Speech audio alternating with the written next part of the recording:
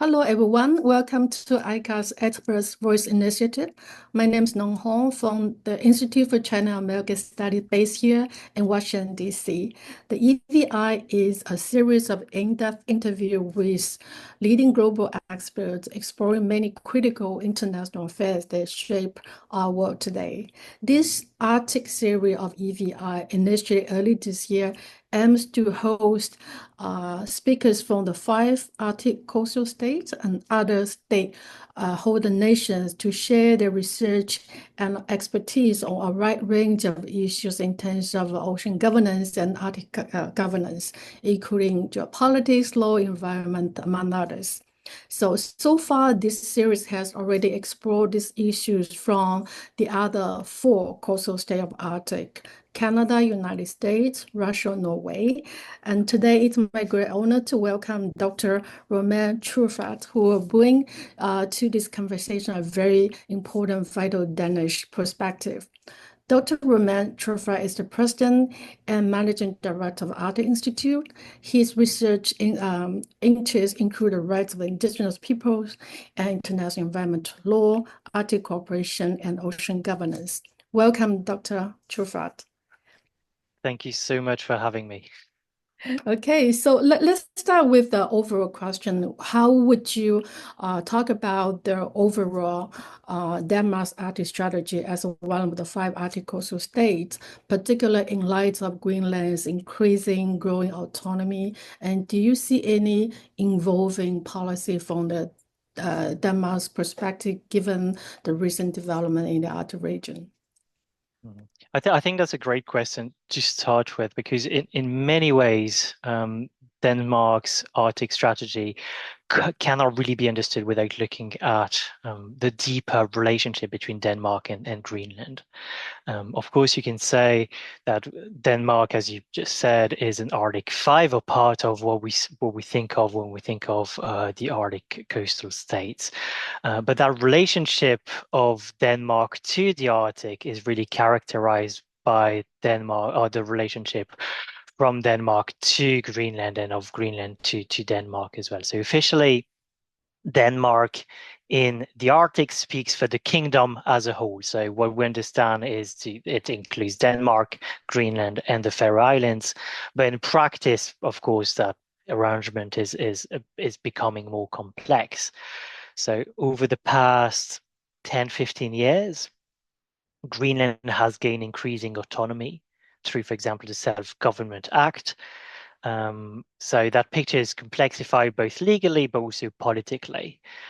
Greenland now governs most of its own domestic affairs and has also been pushing for a greater say, if not short of full control, let's say, over how it's represented in international Arctic policy.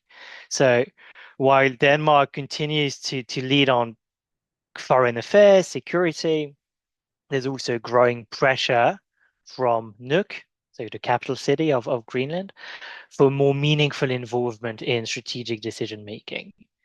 And I think what I said at the beginning, that I think this relationship between Nuuk and Copenhagen is really kind of created a dual dynamic in the Danish Arctic policy itself. So on the one hand, we see stronger focus on traditional state function, military presence, sovereignty, and surveillance from Denmark. And also, but on the other hand, there's a parallel shift, which is driven largely by Greenland towards asserting indigenous and local priorities, climate adaptation, economic diversification, international recognition, as I said. So while Denmark has been cautious around, for example, resource extraction, Greenland has taken steps to attract investment in mining and infrastructure. So we see this dual push, and I think those two dynamics have come to really characterize the overarching strategy of Denmark as a whole kingdom. Thank you. That's a very good start.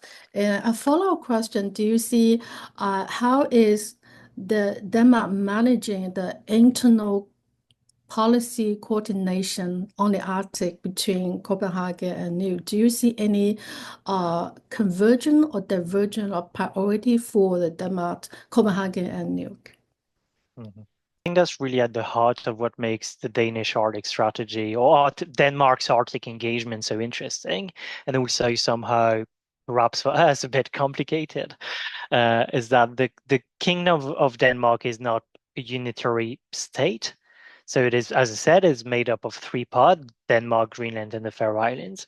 And as I already said, legally, Copenhagen hold responsibility for foreign affairs and defense. But politically, if we only look at Greenland and the Faroe Islands, they have increasing autonomy both within and outside the kingdom. So relationship with or between the three different components of what makes the Kingdom of Denmark, but also with outside actors. So Greenland with outside actors and the Faroe Islands with outside actors as well. In multilateral fora, so let's say the Arctic Council, for example, Denmark has often formally spoken on behalf of the kingdom, but in practice, we know that Greenland and the Faroes are often at the table, visibly and also vocally present. And I think there's now an expectations from those actors, so from both Greenland and the Faroe Islands, but especially I think from Nuuk and the Greenlandic government and the parliament as well, that foreign policy decisions affecting Greenland must be developed jointly and not unilaterally. So we have this idea, especially in light of the very recent, or it was last year's publication of the Greenlandic foreign policy document, Nothing About Us Without Us, which I think it says what it really says what it's is of importance here, that Greenland, whatever affects Greenland politically and on the policy side, needs to involve the Greenlandic government. I think what was also interesting in that relationship is the EU that adds another layer. Denmark is a full EU member state, but Greenland left the European community, or what was then the European community, in 1985, primarily over fishery disputes and quotas, or in a I guess, as a response to the common fishery policy from the European Union. But today, Greenland has also a special partnership agreement with the EU. It's not bound by EU law, but it's considered a OTC. So this means that when the EU has new Arctic initiatives, for example, a policy, or Arctic policy otherwise, Denmark also has to act as a bridge to align EU priorities with Greenlandic concerns, even when they don't always match. So that's the triple layer, I guess, of that relationship. And then I think in terms of your question for convergence and divergence, let's say, I think it depends on the issue. On climate change, Indigenous rights and sustainable development, for example. So those three very broad themes. There's broad alignment. But when it comes to questions, for example, of foreign investments, military presence, strategic alliances, I think we see a more visible gap. So Copenhagen has often prioritized alliance obligations. So you think of NATO or what I've just said with the EU, and policy coherence with those bodies as well. While I think it's fair to say that Nuuk, or the Greenlandic government, at least because of the Self-Government Act and the road towards autonomy that is provided in the Act, has also focused more on economic development, economic sovereignty, so building economic sovereignty, and also, as we've seen recently, also trying to maintain a degree of distance from great power rivalries. So I think those are the convergence and divergence that we can see. Thank you. There's a lot of information there. The EU angle, it's very interesting perspective to look at the Denmark and the Greenland relationship. Since you mentioned about the great power rivalry, let's move on to the discussion, the relationship between Denmark and Russia. How would you look at the bilateral relationship before 2022? I mean, I'm referring to the Ukraine conflict and after 2022. And also, were there any functional cooperation between Denmark and Russia before then? And if there were, and are they still existing, these functional cooperation is still existing in at the later stage? Mhm. I think that's a very good question because we have to understand Denmark's position towards Russia as being part of the broader NATO position towards Russia, even prior to 2022 and prior to even 2014. I think Danish-Russia relations were characterized by NATO-Russia relations.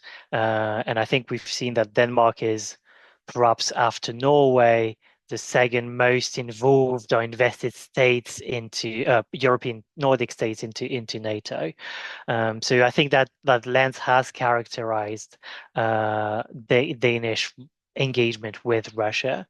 I also think what is interesting here is also the EU lens of Denmark, so the EU layers and what was done historically by the European Union through the Northern Neighborhood policy to engage with Russia as well.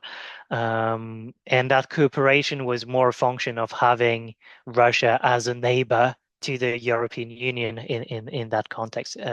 I think in the Arctic, what we can see is that collaboration was largely ongoing through the Arctic Council, and that that relationship was cordial. We could also see that the when at the time of the Ilulissat Declaration, so in 2008, when the five coastal states came together to say, we don't need an Arctic treaty, we have the United Nations Convention on the Law of the Sea. Russia and Denmark were willing to collaborate on that very specific issue and came up with the declaration in Ilulissat. So we have this kind of relationship here. I think one point of relative tension prior to 2014 and especially 2022 was on continental shelf delimitation in the Arctic. So the Danish/Greenlandic claim, and I want to use the term claim very cautiously here, but the Danish Greenlandic claim overlapping with the Russian claim over the North Pole. But that, this wouldn't lead to any sort of tension, at least in the short and medium term. As we know, continental shelf delimitation is something that's a bit more boring for international lawyers to think about, rather than leading to tension otherwise. But I think and perhaps we can talk about this a bit more, but I think the Russian invasion of Ukraine has really changed the relationship altogether. And now I think it's fair to say that engagement with Russia is being seen through, even more so through NATO, and through military engagement and potential conflict at some point. Thank you. In terms of military, the increasing military presence in the Arctic, I know like other like new member of NATO like Sweden and also Finland, they have shown a lot of new strategy or steps. So in from the perspective of Denmark, have Denmark taken any very specific step to adjust increasing Russian presence in the Arctic? I think what we can say is that Denmark has significantly recalibrated its Arctic security posture in response to Russia's military buildup, especially since 2014. And that narrative that was being played, I think, both in the West and in Russia as well, that Russia needed to remilitarize its own Arctic region. But I think even more so after the Russia's invasion of Ukraine. As I said, I think as a NATO member, Denmark now treats the Arctic as a zone of strategic vulnerability. And one of the most, I should say, concrete steps has been the launch of the Arctic Capability Package, which was a multi-billion kroner, Danish kroner, investment in surveillance, situational awareness, military infrastructure across the north.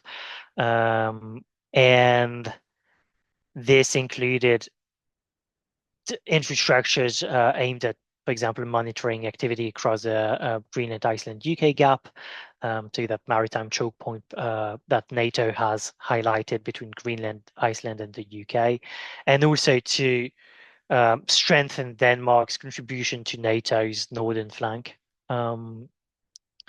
And I think in that thinking, where does Greenland fit is always a question. But I think what we can see is that Greenland has a strategic location for NATO, and I really fits, let's say, at the heart of North Atlantic and Arctic all together.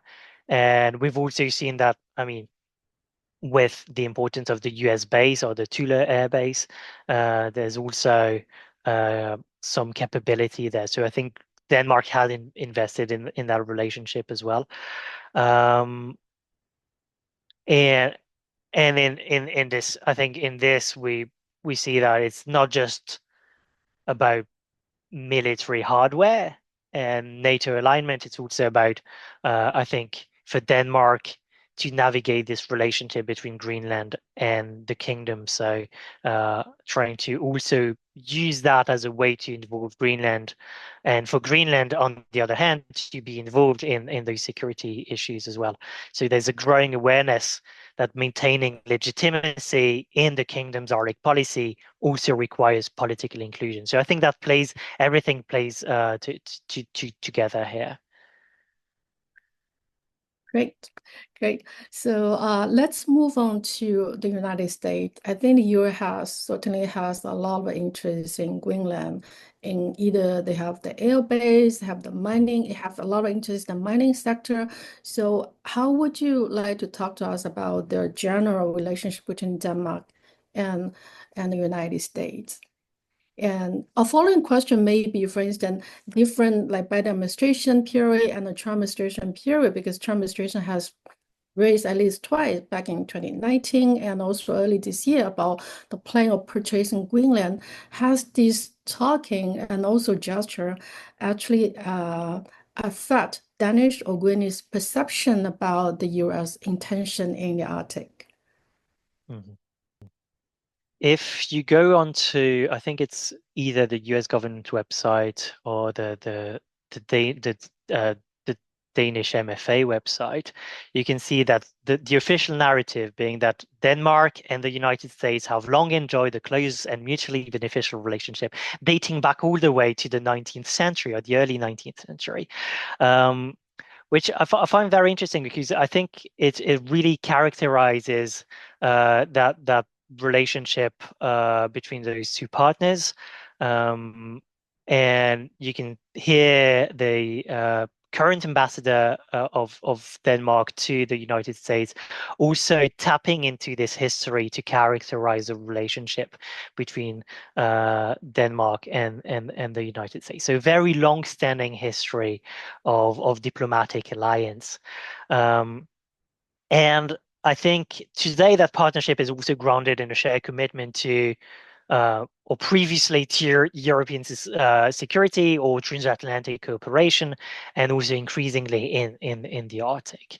I think we have both. I mean, both the United States and Denmark were founders or founding members of NATO, so they've built a strong security relationship.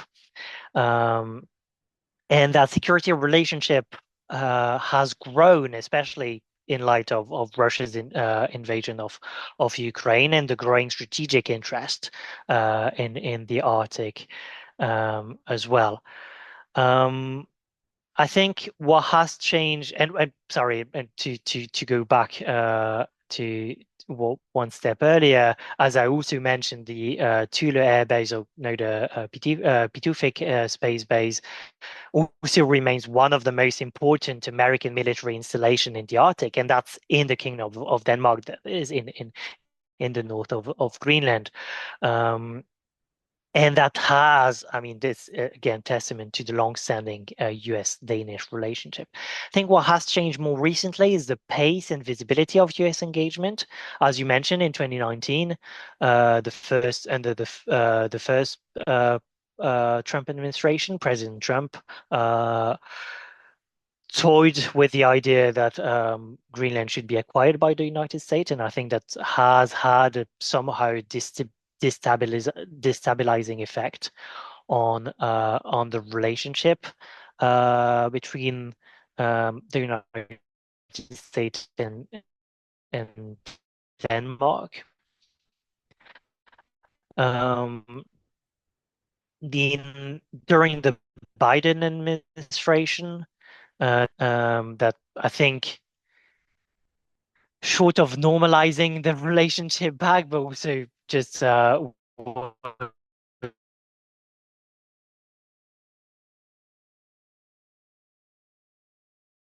where rate more on specific issue military tensions that may arise in the Arctic. What the agreement does, it grants U.S. forces access to Danish bases on the mainland, so on Danish soil for the first time in decades, and obviously enhancing interoperability and deterrence.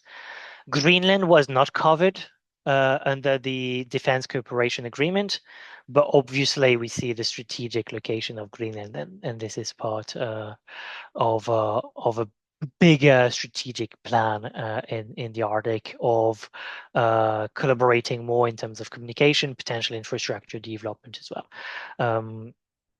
I think the recent declaration of President Trump in its second term in 2025 to acquire Greenland, using a bit more forceful language, I should say, than in 2019. I think that was obviously, we can say that it is detrimental to the relationship between the US and Denmark, or the United States and the kingdom as a whole. But I think here we also see that Denmark, when 2019 Denmark just said that Greenland was not for sale, and it really didn't involve Greenland much in the conversation. What we saw here is that there's a shift internally within the kingdom where Greenland had a more prominent place, and that Greenlandic politicians were a bit more vocal about it.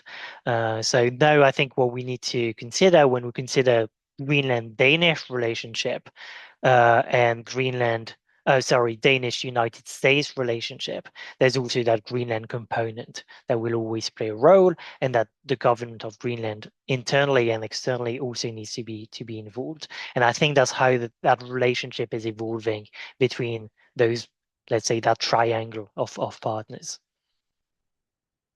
So a follow-up question, I'm just curious to know whether any cooperation project between Denmark and United States. So, as I said, on the Defense Cooperation Agreement being one, and I also think in terms of satellite surveillance and infrastructure development, yes, you can see this. I think, as I said, part of the Defense Cooperation Agreement package between the US and the United and Denmark included climate intelligence communications and the potential for investing in infrastructure development.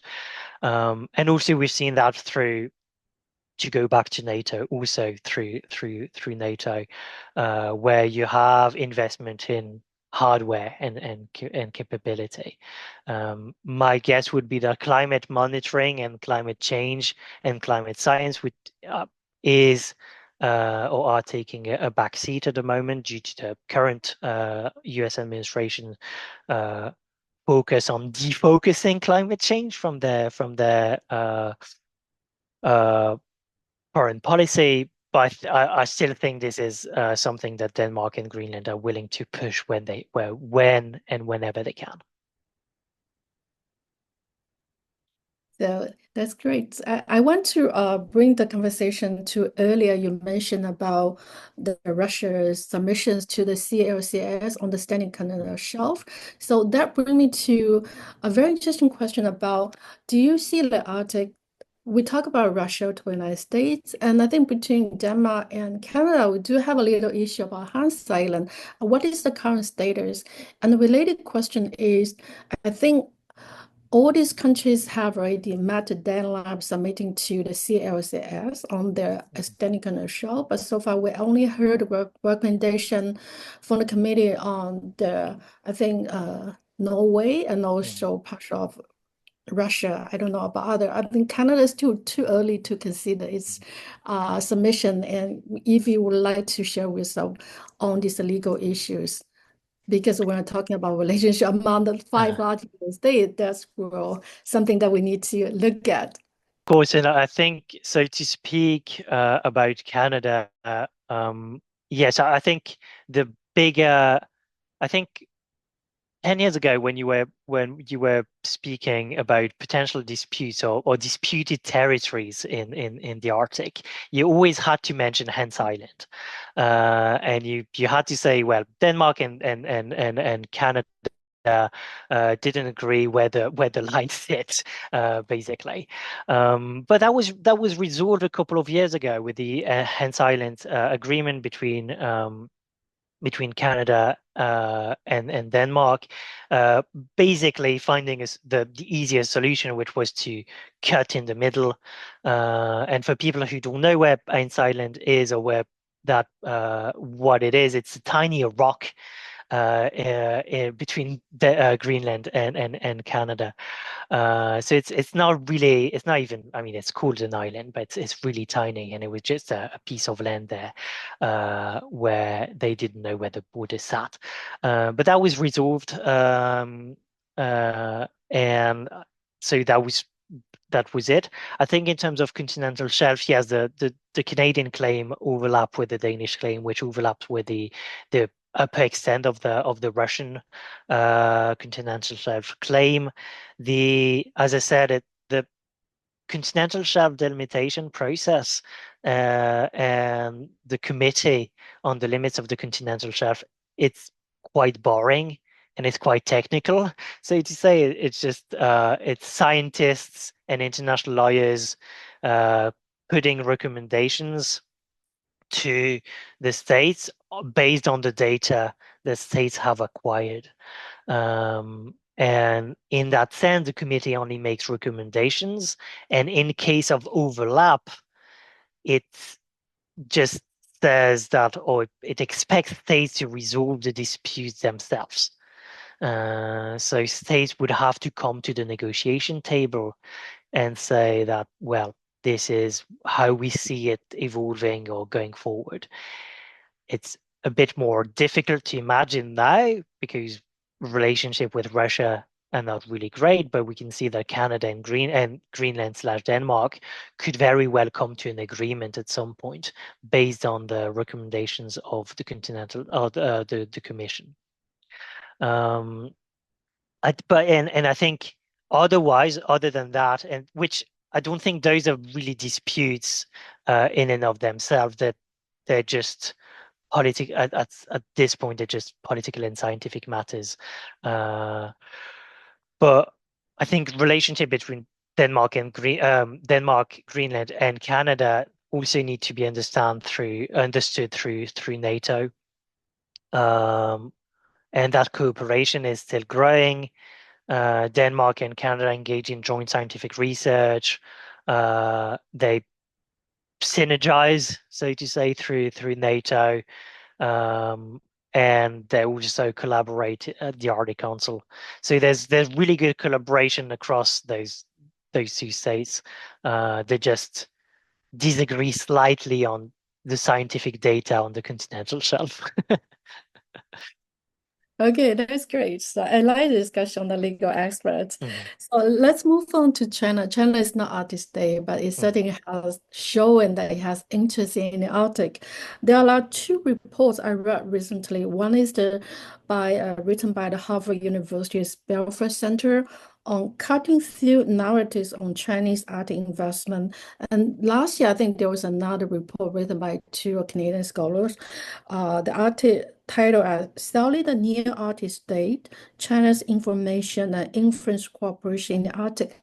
Basically, these two reports suggest that China's investment in the Arctic has not yielded significant success. I'm just wondering whether that is also the case in Greenland. And if So, and the following question is that why are the major reason for China that its perceived investment does not yield success? Is it because that its investment is not welcoming by the coastal states, or it's a lack of like let's say environment concern, other aspect? I think I have to say, or to begin with, saying that report from the Arctic Harvard Initiative, but the Harvard Arctic Initiative, excuse me, is excellent, and I would encourage everybody to go and read it because it really gives a very good overview of investment and Chinese investment, and also that narrative of Chinese investment has been largely overblown in the West, I think. But I think to go back to the Danish view, I think Denmark views China's growing interest in the Arctic with a mix of caution and realism, I think, especially when it comes to Greenland. As you said, in the past, let's say, decade, Chinese companies have shown increasing interest in Greenlandic mining projects, especially mining, but also infrastructure development, and even as we saw, transport, like the investment in the Nuuk airport that was potentially with Chinese investors as well. And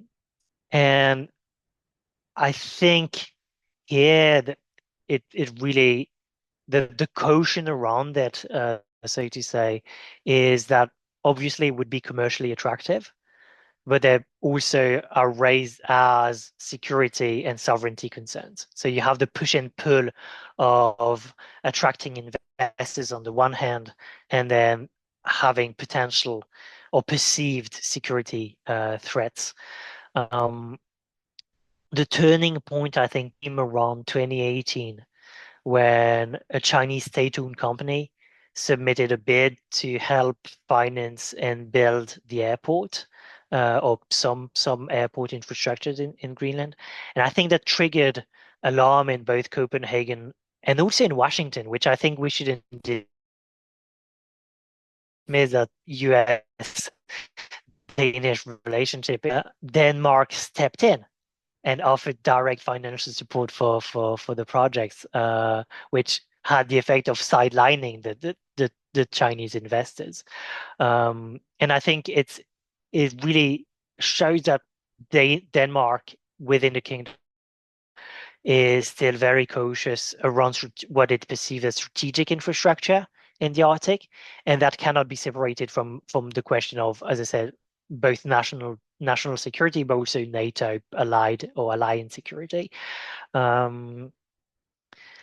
I think what's interesting here is that the government of Greenland has been a bit more friendly towards investment and foreign investment, because it sees it as one of the ways it can gain more economic sovereignty and more autonomy further down the line. But I think this is being rethought, especially in light of US interest in Greenland now. So I think it's something that the Greenlandic government is also thinking about. But there's always had and have been this idea, at least in Greenlandic public and political discourse, that Greenlandic resources and resource development could lead to business opportunities, and that this could also provide a way for more independence from Copenhagen. So it's I think here we have again the push and pull of trying to diversify the economy, and not only the economy but also the economic partners and the partnerships. And that's where I think Chinese investors come into play as well, and can come into play, but largely depends on the government at the time. The last government, or the previous Greenlandic government, was more against developing natural resources as a way to gain more economic sovereignty, and so it's also closed the uranium mining projects, which would have been something that could have attracted more Chinese investors as well, or more, let's say, foreign, non-Danish and non-US investors in this space. So yeah, I think it's characterized as push and pull. That's a good way of putting it. Yeah, yes, I recall that back in a few years ago, there's a lot of debate among Chinese scholars and also business sector about the real intention for the Greenland to turn down Chinese investment. Many of them say because the Greenland government took this decision because of pressure from the United States. I think that's bringing into a lot of debates back then.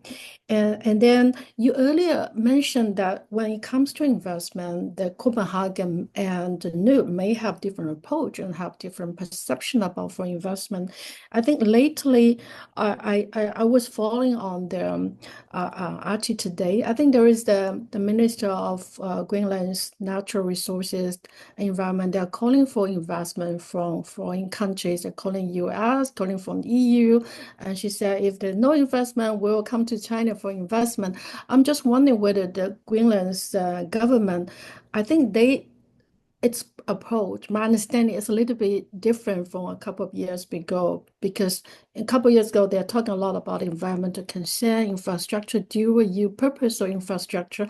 Now I think they're more keen for investment. Do you see why it's happening that I way? I would agree with you analysis. Yes, and I think it just depends on what party is in power at the time in Greenland. And I think the EA, the previous party in government had I guess, much more environmental friendly, let's say, to put it that way, or a way of looking at development in Greenland, and so big projects is something that they were not too keen on investing in. And now I think this government and the Demokratiet, the party or the majority party in power, I think has a more economic centered view, and they see it as a way to gain more autonomy from Copenhagen as well, and also a way to secure, as I said, to diversify the economic partnership, which I think is essential for Greenland going forward as well. Or it's at least that is seen by certain political actors within Greenland as being essential. And I think that just boils down to representative democracy and what party is in power at a certain point in time. Uh, a quick question. Does Denmark share similar concern of the United States? I mean, does Denmark worry about the increasing cooperation between China and Russia in the Arctic? I think perhaps less so than the United States, but there's still a concern about Chinese investment in Greenland by Copenhagen. Um, I think that could be said of any foreign actors' investment in Greenland, but I think China especially. Why? Because you have this narrative of Chinese investment across the world, part of the Belt and Road Initiative, etc., which I think some states have become a bit more fixated upon. And that always raises the issue that you mentioned of potential dual use, or sovereignty concerns of some kind. But you have that across the Arctic as well. You have that in Iceland with a research station near Akureyri. You have this in Svalbard in the Norwegian Arctic as well. There's always this question of what do they do with the infrastructure, and I think that comes as as something that's seen sometimes as a security threat. And I think even though they might have some diverging views, I think Copenhagen and the United States roughly align in terms of the perceived security threat from that China could potentially have in investing in infrastructure, in key infrastructure in Greenland. I'm just wondering whether any cooperation between Denmark and China, like in scientific research, is Denmark, any university in Denmark, is a part of the China Nordic Center? I could not say. I'm not too familiar Okay. with the issue, but I'm pretty sure this would be. My intuition would say yes, but we would need to double check, I think. Okay, great.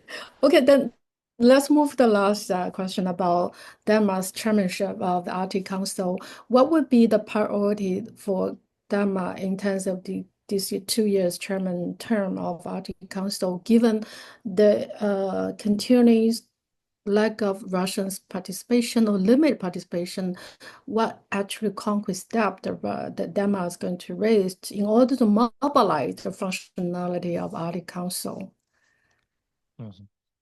So I think the Danish chairship of the Arctic Council is quite significant. First and foremost, because for the first time, Greenland is alone should be an important statement. Um, because Greenland has, as I said, was always part of the Danish delegation to the Arctic Council, but now we have a Greenlandic senior Arctic official. Greenland has set the priorities for the chairship, and we've seen that it has remained around roughly the same themes that you always find in Arctic Council chairship, but the exact priorities are Indigenous peoples and communities, sustainable economic development, ocean health, climate change, and biodiversity, which those themes are broad enough that you could almost say that it could be priorities for any country in the Arctic Council. So they're not new topic, but I think the framing from Greenland is much more grounded in local realities.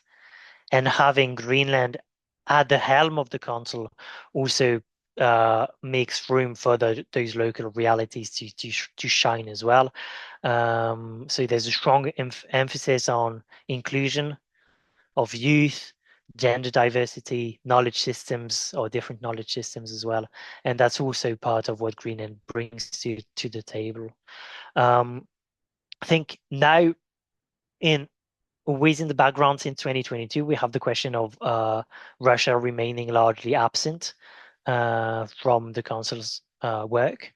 And I think my intuition is that Denmark will also try, as Norway did, to normalize the council and the relationship with the council.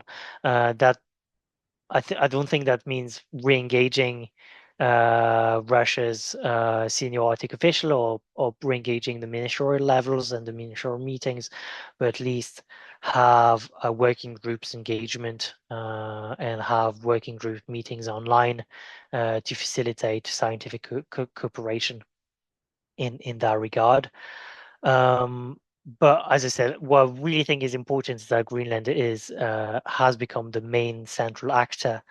And also, I think it's quite serendipitous, given the United States relationship, the current United States relationship with Greenland. I think it's quite important to have Greenland at the helm or leading the council, so to say. Um, and I think this has come, or this has been a few years in the making as well. And internally, I think it shows a bit more cohesion on Arctic issues between Denmark, Greenland, and the Faroe Islands. So kingdom cohesion to shape the agenda of the council during the 2025-2027 chairship as well. Thank you. My last question. I know that you have done a lot of research on indigenous peoples, right? I'm Mhm. just wondering whether you would like to share with us on your research and your finding or any recommendation on this issue of indigenous people, right, to wrap up today's discussion. that's a very good question to end up with, and one we can tie to Greenland as well, I think, because we see that the self-government agreement that gives Greenland a road to independence at some point, and at least more to autonomy within the kingdom, is based on the recognition of Greenlanders as a people under international law. So we have this dual relationship of Greenland being an indigenous peoples within the Kingdom of Denmark, but also people in terms of international law. And I think that's important to take into account. My second point would also be that for any Arctic and non-Arctic state engaged in Arctic relationship, there's a question of legitimacy. And I think that legitimacy to be a good actor is also engaging more with the rights of indigenous peoples. So when engaging in Arctic projects or even in Arctic scientific projects, I think using the rights of indigenous people as the lens to engage with the Arctic is important. And you have, I mean, concept like free, prior, and informed consent. There is a process of seeking consent from indigenous peoples and of consultation and engagement. I think that's also something that is key to define Arctic governance. So I think those would be my two key takeaways in terms of how to think about the rights of indigenous peoples when engaging in Arctic issues. Thank you very much for bringing to us this very important issue of indigenous people's right. And with that, I would like to thank you again for joining me for this conversation. And I'm happy to announce that with Denmark's chapter, and this event has concluded the first goal of having all these 5 Arctic coastal states experts to share their views. And next one, I'm going to move to those non-Arctic states like India, who has an interest in the Arctic. So stay tuned with that. Thank you very much again. Thank you for having me.